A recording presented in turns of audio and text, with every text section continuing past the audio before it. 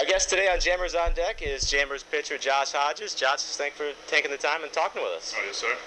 Now, you finished the '09 season right here in Jamestown, and then you spent all of 2010 here. What are some of your favorite memories of playing here in Jamestown? Favorite memories just have to be the guys that I played with here. '09 was a totally different bunch. 2010, a whole bunch of new guys. Just had a good team chemistry.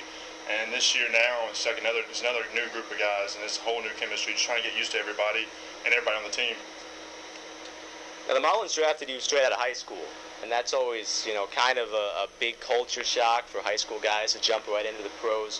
What's the most important thing you learned in your first couple of months as a pro? The first thing I can say is in high school, it's a lot different. The hitters are not as good as high school. I learned also you can't just blow it by everybody that you face. You have to actually learn how to pitch and learn, how to spot up and throw every pitch you have, 4 strikes.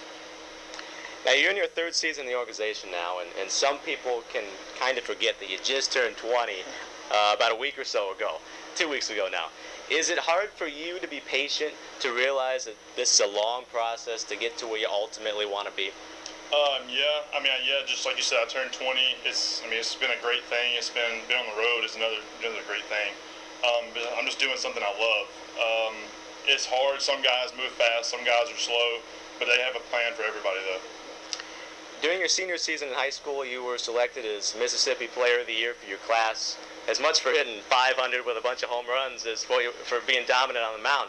Do you ever miss swinging the bat, and do you look forward to getting up in the higher levels when you can hit again? Oh, yeah, that's always been my number one thing. I've always loved swinging the bat just because, it's one thing to pitch, but also it's another thing to hit because you know what some guys can do and some guys can't. But, I'm waiting to get to Double-A to actually swing the bat. Describe yourself as a pitcher. What are some of your strengths, and what are you looking to do when you're out there on the mound? The number one thing is just like my fastball. That's my number one pitch. I can throw that anytime. Usually I can throw it for a strike 99% of the time. I just try to go out there and get strike one. That's the most important pitch of all. Strike one on every hitter, because when you do that, then you get the hitter's minds going, and they're trying to think, what's coming next? What's he going to do? And when you get strike one, you actually have the upper hand. From the time that you finished up the season, I think you made one appearance here in '09.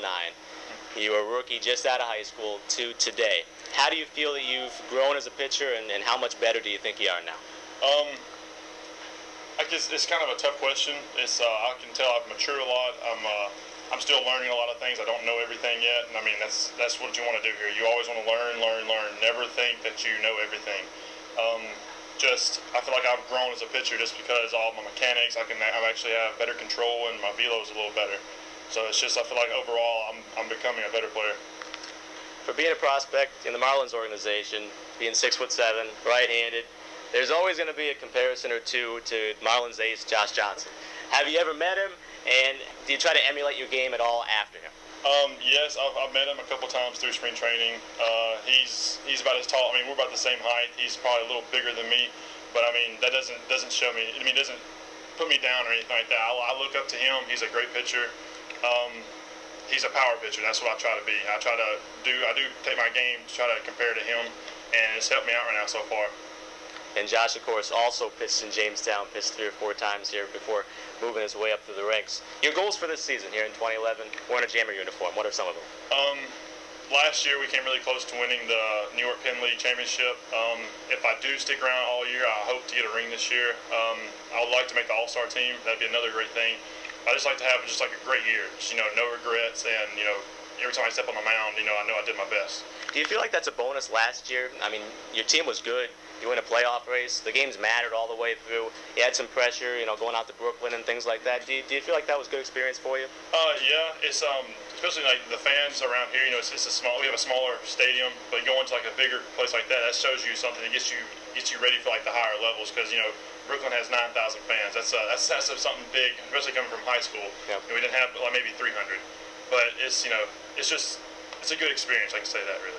And lastly, of course, the Marlins have a brand new ballpark opening up next year. Do you guys ever sit around in the clubhouse or on the bus and talk about how we want to make it to that ballpark and we want to bring the next great chapter to the Marlins and do it together? Yes. It's just kind of hard because we're here day in and day out. But yeah, on occasions we'll talk about the new stadium, just how it looks, because we've been to the old one, or the one we use now. We've been to that one before. It's a nice stadium, but we're also ready to see the new one and see, what new players come in and go through there.